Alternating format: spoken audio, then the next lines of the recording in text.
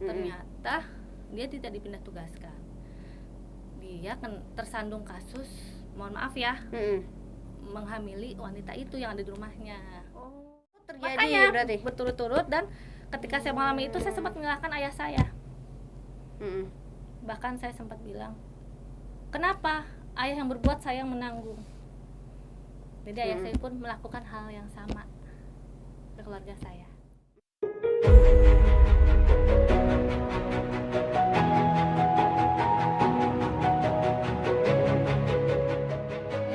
Tapi pas waktu teteh 6 bulan sendiri itu tuh gimana cara, namanya bisikan setan kan selalu ada ya, bahkan masalah sekecil apapun kalau ada setan kita bisa aja bunuh diri atau bahkan ke hal-hal yang haram ya, misalnya kayak minuman keras, narkoba, itu kan orang biasa menggunakan itu untuk mengobati stres. Nah teteh sendiri gimana waktu itu pas?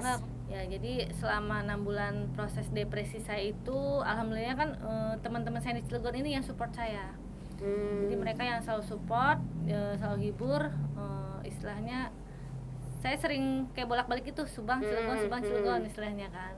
Ya alhamdulillah sih di situ aja. Jadi banyak yang hibur intinya mas itu. Dan dari pengalihannya adalah proses bekerja. Jadi pengalihan saya itu ke situ aja. Jadi kerja, karena kan baru lulus sekolah, ada pengalaman, terus tiba-tiba saya dapat pekerjaan yang menurut saya sih lumayan baik ya pada saat itu di salah satu PT di Cikarang, posisinya pun sebagai QC dulu. Quality control. Berarti memang biasa solusi itu adalah kita dapat support ya, supporting system ya. Makanya kalau kita ada masalah tuh jangan ragu untuk cerita, karena kalau kita pendem sendiri itu bisa meledak di diri kita. Jadi seperti yang Teh Suci lakukan ya, kita cerita, sharing ya, tapi ya cerita dengan batas pastinya ya, nggak mungkin juga terlalu bongkar-bongkar aib ya. Tahu proses perjalanannya aja. Ya ke teman-teman terdekat yang bisa dipercaya, nggak perlu juga pakai toa masjid kan. Yang terpenting adalah melihat orang tua saya menerima. Berarti cerita itu juga sama orang tua pastinya ya. Kan tadi saya bilang, jadi ada proses yang di kesatuan itu kan, yang penting orang tua menerima dulu aja bahwa iya anaknya telah gagal nih, dan bagaimana bangkit lagi anaknya. Jadi memberi kepercayaan bahwa saya baik-baik saja. Jadi kan orang tua tenang dong kalau anaknya baik-baik saja kan.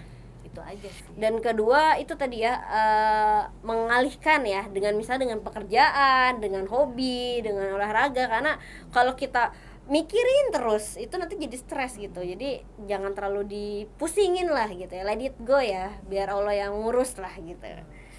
Oke, kemudian tadi hijrahnya tadi udah dijelasin, titik terberat pas waktu masih muda, terus ada lagi nggak titik terberat lainnya? Nah itu kan masa muda ya, masa akan melangkah tapi nggak jadi, masa remaja lah ya, mau menikah tidak jadi. Nah sekarang justru titik terberat keduanya adalah setelah menikah. Setelah menikah. Kalau orang kan ngeliat pengantin baru itu bahagia, iya, cemburu, caper, saya langsung dikasih ujian nih. Jadi langsung setelah menikah ada ujian. Apa ujiannya? Jadi kan pada saat saya menikah, kondisi suami pada saat itu menganggur. Baru nikah? Memang pas nikah udah kenapa menganggur atau gimana? Karena kan hijrah. Beliau kan tadinya bekerja di perusahaan riba. Di bank? Kan, betul. Di bank. Bank swasta atau BUMN? 3 huruf swasta. 3 huruf swasta, oke. Maka di bank konvensional swasta, di bank ya. Ya mungkin terus juga, dia resign. Iya, mungkin suami juga menemukan titik hijrahnya sendiri ya. Dia lepas dari pekerjaan dia. Resignnya setelah menikah? Enggak, sebenarnya sebelum menikah. Sebelum menikah. Nah, terus kita menikah dalam keadaan yaitu ya suami tidak bekerja. Saya pun menikah dalam keadaan. Nah, ini mungkin yang juga menarik ya. Kalau tadi kan wajar lah ya, tentara ngelamar ya, siapa sih yang nggak mau. Nah, ini posisinya sudah menganggur. Iya, laki-laki menganggur kok teteh mau. Kenapa itu mau? Nah, ya kenapa? Yang tadi saya bilang, mungkin Allah memberi saya jalan ini lewat suami ya, maksudnya suami itu meyakinkan saya bahwa ya dia akan bertanggung jawab dengan kondisi dia seperti itu. Dalam tanda kutip, dia kan masih punya simpanan tabungan, entah mungkin pekerjaan sebelumnya, tapi dia akan mencari pekerjaan lagi. Bukan berarti dia tidak bekerja, dia malas, tidak. Dia tidak bekerja karena mencari pekerjaan yang tidak berhubungan dengan sebelumnya, riba itu kan. Jadi dia meyakinkan saya, bahkan dia sempat membiayai kuliah saya loh. Dan pada dia itu dengan menggunakan tabungan dia kan, dari bank, hemat. Pekerjaan dia di bank dulu ya. Orangnya kan hemat mungkin dia ya, karena waktu singlenya hemat, jadi dia punya tabungan yang cukup. Dia menikah dengan saya dengan biaya dia juga istilahnya. Membiayai kuliah, berarti teteh kuliah setelah jadi menikah? Jadi saya kuliah itu telat. Setelah Di saat- menikah? iya, Setelah jadi- menikah? Enggak, Oh. sebelum menikah. Jadi Oh. di saat orang sudah lulus, Heeh. saya baru Karena kerja dulu kerja, tadi ya. kerja sambil kuliah Mm-mm. dan menikah kan. Mm-mm. Nah, udah kayak gitu diuji dengan pekerjaan kan, suami tidak punya. Terus tidak lama saya dikasih karunia hamil anak pertama dalam keadaan yaitu suami masih menganggur, Mm-mm. saya masih berkuliah. Jadi hamil besar, saya usaha apa sih? Usaha bikin keripik istilahnya ya, makanan kuliner. Jadi saya itu untuk menghidupi. Nggak kerja lagi di Cikarang itu, nggak dilanjutin kerjanya? Enggak, kalau saya sudah menikah itu sudah keadaan saya tidak bekerja. Oh, sudah selesai kerja di. Jadi maksudnya saya oke. tidak kan kuliah tuh, jadi Ya, fokus. jadi kuliah aja ya. Nah udah kayak gitu apa namanya, tidak bekerja segala macam, ujian datang dari pas saya hamil. Mm-mm. Kebayang kan, Mm-mm. hamil anak pertama diuji dengan suami tidak bekerja. Mm-mm. Saya sampai mengalami diusir dari kontrakan berkali-kali. Diusir dari kontrakan Bahkan karena nggak mampu bayar. iya, karena kan Oh. suami belum bekerja pada saat itu, ya kan. Istilahnya saya masih ngontrak Mm-mm. bersama orang tua juga. Mm.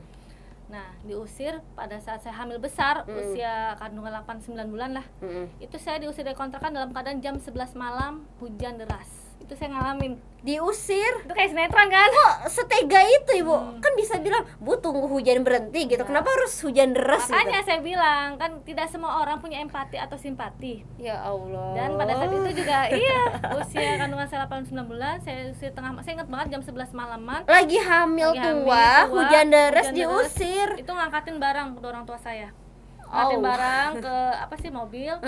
Kodorolnya untungnya dapat kayak tempat dulu dari dulu kan bapak kerja, masih ada kerja. Itu udah dikasih tempat, udah tinggal aja dulu di sini gitu. Sementara karena kan kita bingung belum nyari tempat kemana, sedangkan kan ya udah malam juga kan, akhirnya dikasihlah tempat sementara gitu kan. Istilahnya itu malam-malam kita pindahan sambil hujan, sambil nangis di situ saya. Akhirnya pindah kemana itu? Ada salah satu daerah Cilegon. Teman, saudara atau? Enggak, dari si Oh, bos dapat bapak. langsung dapat kontrakan. Iya, si bos bapak ini yang kayak ngasih nih, ada rumah kosong nih tempat Bos bapak tuh maksudnya bos bapak teteh. Bapak saya bekerja kan, maksudnya punya ya Allah. dulunya. Itu pun diusir ya, saya baru tahu loh maksudnya. Kok Sebelumnya bisa udah tega sering- itu ya? sebelumnya kan sering diusir, tapi ya Yang paling tega itu. yang paling itu kondisi hamil besar. Saya Kalau direkam bisa viral itu teh.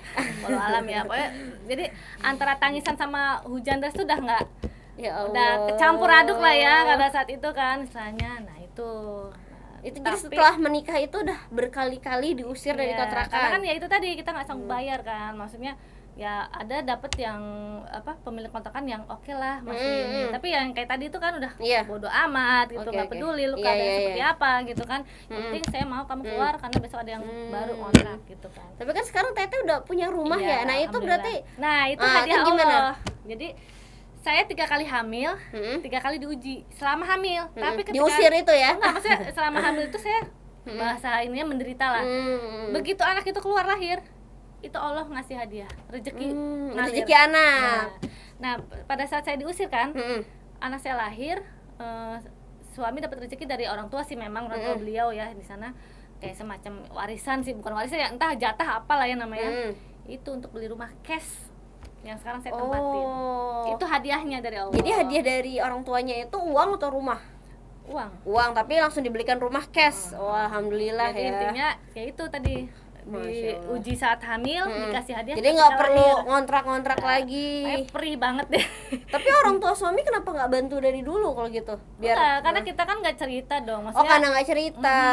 jadi Luar biasa, nggak mau ngerepotin. Iya, Pas iyalah, sebenarnya kan orang tua bisa bantu sudah kan? menikah kan. Iya, iya. Masa iya masih. Iya, memang harusnya seperti itu ya. Jadi kalau udah nikah tuh jangan ngerepotin orang tua ya, Iya, betul. Itu. Terus kehamilan kedua, Hmm. saya diuji dengan hutang riba dari keluarga. Itu gimana? Bayangkan, keluarga saya terlilit hutang rentenir. Itu Keluarga ada, tuh orang tua orang maksudnya. tua saya. Oh, anggaplah ada 50 titik misalnya. Itu Rentenir. rentenir semua berbunga. Berbunga. Hmm. Dari hari Senin sampai hari Sabtu full orang nagih. Yang datang per hari itu bisa 7 sampai 8 orang. Kebayang nggak stresnya? Nah, itu semua uangnya rentenir. Itu saya hamil anak kedua. Begitu lahir, Allah kasih hadiah lagi, lunas semua Dari mana uangnya? dari suami, dibantu dari perusahaannya. kita cicil setiap perusahaan. potong Oh, itu gaji. udah bekerja. Ya maksudnya di kerjaan suami di handle dilunasin semua, tapi kita bayar secara cicil. Oh, pinjam. Intinya kan dapat pinjaman dari orang. iya, jadi intinya kan selesailah masalah itu. Iya ya, alhamdulillah. Hamil ketiga yang sekarang dapat twins Kembar, kembar, ya. di ujinya adalah suami kena stroke. Nah, jadi sekarang tahun 2022 ya. Nah, tahun 2021 saya Itu bilang yang ngasih pinjaman yang perusahaan suami yang terakhir iya, ini ya? tempat bekerja. Oh ya. Jadi 2021 saya bilang itu tahun saya. Kenapa? Karena itu beruntun. Desember suami terkena stroke, Januari saya dikurung kena Covid. Jadi suami itu masih lumpuh pada saat saya Covid, terpisah selama 10 hari. Kena Covid pas lagi hamil? Enggak, belum. Oh, belum hamil. Jadi maksudnya suami stroke, baru keluar rumah sakit, saya divonis Covid, saya harus meninggalkan suami saya dalam keadaan lumpuh di tempat tidur, nggak bisa berbuat apa-apa, bahkan BAB segala macam di tempat tidur. Saya harus diungsikan. Iya, waktu harus itu kan. isoman ya. Bahkan isomannya saya jauh di Cilegon, rumah saya di Serang. Saya di Wisma Cilegon waktu itu. Oh, dari Di Hotel terpusat Trans. dari pemerintah. Oh iya iya. Karena KTP saya masih Cilegon pada saat itu kan. 10 hari saya berpisah, meninggalkan suami dalam kondisi seperti itu kan, dan ada 2 balita yang dari anak saya itu kan. Udah, itu Januari. Februarinya anak saya yang kedua yang masih berusia 2 tahun pada saat itu tersiram air panas. Sepanci mendidih. Itu teman-teman Paskas banyak yang tahu cerita itu, karena kan Kena daerah mananya? punggung. Punggung. Itu air sepanci benar-benar baru mendidih. Kok dari bisa kompor. kena itu? Jadi neneknya lagi mengangkat, anak saya lari-lari mungkin kesenggol. Oh, nah, astagfirullah. Langsung itu tumpah. emang buat memandi atau buat apa ya Iya, panasnya? mau mandi. Sepanci Oh, penuh ya besar. Allah. Itu beruntun kan? Itu suami juga masih Astagfirullah. lumpuh ya, masih belum kan. Iya, jadi nggak bisa bantu banyak ya. Intinya alhamdulillah sih sekarang udah membaik. Aprilnya anak saya yang pertama geger otak. Karena Dia terpleset, kepala belakang kena, tidak sadarkan diri. waktu itu memang lagi nggak diliatin. Enggak, dia lagi lari-lari, mungkin saya habis ngepel atau ada air, saya lupa deh. Kepleset, nggak sadarkan diri, sempat biru gitu, kita udah panik kan ya. Langsung biru. Nggak sadarkan diri, pokoknya ditepok apa tuh nggak bangun-bangun kan. Cuma kepleset biasa gitu Kepala ya. belakang loh, say. Oh, kepleset biasa tapi karena Hati-hati. kencang kena. Oh Heeh. ya Allah. Nah, kita udah panik kan segala macem, itu udah yang apa lagi nih gitu kan. Aku udah sempet yang kok tiap bulan ada ya gitu. Beruntun gitu kan. Akhirnya dibawa ke rumah sakit, ya itu geger otak, anaknya sadar tapi muntah-muntah kan pada saat itu. Ya alhamdulillahnya sih nggak parah gitu ya, cuma mungkin benturan keras aja kan. Nah, itu kan bulan April tuh. Januari, Februari, Maret, April. Meinya ya saya dapat hadiah itu. Jadi sebenarnya saya hamil tuh sini nggak sadar. Hadiah hamil. Baru tahu hamil. Itu mungkin Allah menutupnya dengan hadiah itu.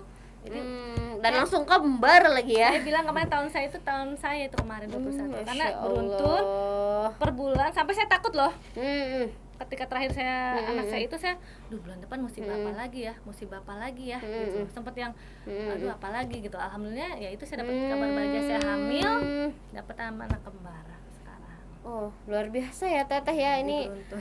Ya, sebenarnya saya yakin pasti Teteh masih banyak banget ceritanya, tapi mungkin karena waktu Iya. juga ya membatasi kita ya.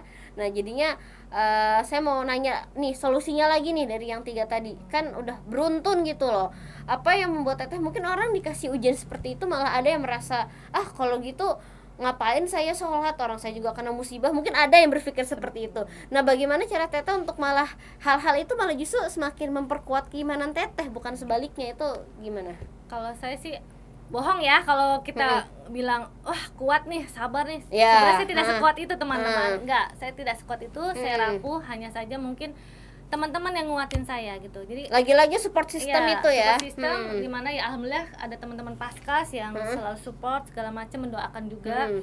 Dan seperti yang sudah dijelaskan juga di Al-Qur'an ya, kalau kita punya masa kan hanya 2 solusinya, sabar dan sholat kan, hanya itu saja kan. Jadi ya pada saat itu sebenarnya jujur kayak apalagi sih kenapa harus saya gitu. Iya kan. pasti gitu kan. Kenapa Ngerasa harus saya? Nah seperti itu gimana akhirnya? Akhirnya ya udah saya coba kan sering dengar apa sih kalau kata Ustadz Nasrullah magnet rezeki. Pandai-pandai kita menangkap pesan cinta Allah. Karena terkadang Allah ngasih ujian itu bukan karena benci, bukan juga karena azab. Tapi karena bentuk cintanya yang kadang manusia itu tidak bisa menangkap pesan cintanya. Seperti apa? Ya tadi itu. Dengan musibah ujian, pasti kita kan ya makin rajin sholatnya, makin kenceng sunahnya, Pecutan seperti itu, gitu ya. Istilahnya. Kadang orang tuh diberi nikmat bahagia atau nikmat senang itu suka lupa bersyukur. Jadi kufur nikmat seperti ya. yang tadi saya bilang, mungkin kalau lagi seneng sholatnya ntar aja deh, atau Iya, yang iya. biasa nggak pernah nyalain sunnah nggak sunnah, terus nggak pernah ngelakuin segala macam amal-amalan yang nggak pernah lakuin kan, tapi begitu ujian pasti kita ngerengek di sepertiga malam. Iya. Sholatnya di STW istilahnya, terus kita ngelakuin amal-amal apa nih yang bikin Allah tuh kayak istilahnya seneng gitu sama kita kan ya. Itu aja sih saya berusaha untuk sepositif mungkin bahwa pandai-pandai menangkap pesan cinta Allah. Seperti yang banyak orang bilang, kita kadang mungkin mikirnya Allah jahat ya sama kita, nggak sayang, tapi sebenarnya itu bentuk cintanya Allah, karena dengan ujian itulah Allah kangen rintihan kita, Allah tuh kangen sama doa-doa kita. Jadi ya mungkin itu aja sih. Jadi ya kembali lagi sih memang istilahnya ya, kita memperbaiki ibadah, memperbaiki hubungan kita nggak hanya sama Allah tapi sama manusia. Yang tadi sempat saya di awal cerita bilang kan, saya sempat membenci ayah saya, itu saya perbaikin sekarang. Iya, hablum minallah, hablum minannas ya. Saya perbaiki hubungan orang terdekat dulu, dengan orang tua, dengan suami, dengan teman-teman. Itu dengan sedikit-sedikitnya Allah kasih pertolongan loh. Allah kasih kemudahan saya melewati semua ujian itu. Kayak tadi suami stroke, saya tidak punya biaya sedikit pun, rumah sakit di PON di Jakarta. Ada jajalan Allah saya ya. dapat donasi 15 juta. Itu dari siapa? Allahu alam, orang-orang tiba-tiba yang minta nomor rekening. Itu tidak ada, saya buka Padahal open teteh donasi. itu tidak open donasi, Tidak, demi enggak. Allah. Bahkan saya tidak minta-minta, Itu maksudnya hanya inisiatif ya, teman-teman saya teteh tidak ada ya. BPJS, saya Masya tidak Allah. ada Oke. tabungan apapun, tapi biaya Oke. pengobatan suami saya di cover sama Iya. orang-orang baik itu. Itulah salah satunya. Oke.